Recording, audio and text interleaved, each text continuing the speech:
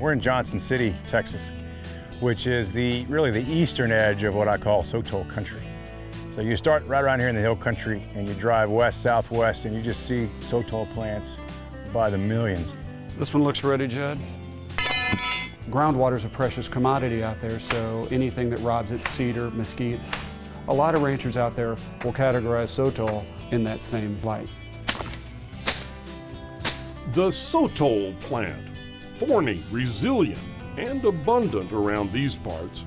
Left unchecked, it can completely cover a Texas homestead. But left in the hands of Judd Kauffman and Brent Looby, it becomes a main ingredient. That's my last harvest for the day.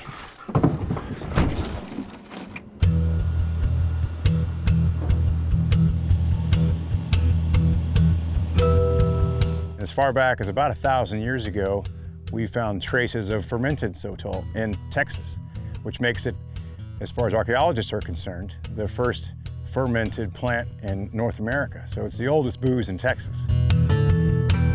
Just 3 ingredients. It's probably the purest spirit on the market, because we add nothing else. It's just Texas water, comes from our own well, yeast, which we culture ourselves, and the plants, which we harvest in the wild. Judd and Brent, along with co-founder Ryan Campbell, have tapped into this 1,000-year-old liquor recipe. They call their new business Desert Door Distillery, and it's the biggest thing in Sotol since around the time of, well, sliced bread.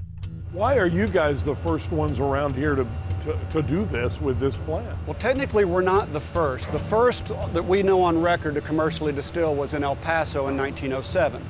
We can't confirm this, but we believe that little thing known as Prohibition is what put an end to their run. And since then, nobody has revisited it. There have been others that have actually done a one-off, but we are currently the first commercial distiller of Sotol in the United States since Prohibition. The 3 of us met at the Macomb School of Business. I was just recently retiring from the Marine Corps.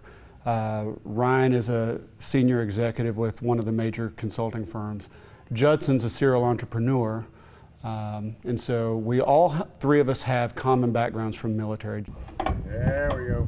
Desert Door started back in business school when these 3 like-minded veterans got together for a group project. When it was over, the guys felt like their idea could earn more than just an A.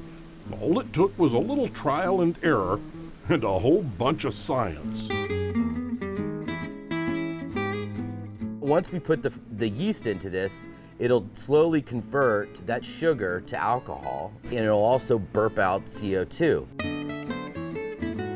There's a lot of chemistry, a lot of biology involved in this. And before anyone knew it, Desert Door was a licensed distillery with a production floor, a tasting room, and a big dream to make everyone in Texas raise a glass to this native plant.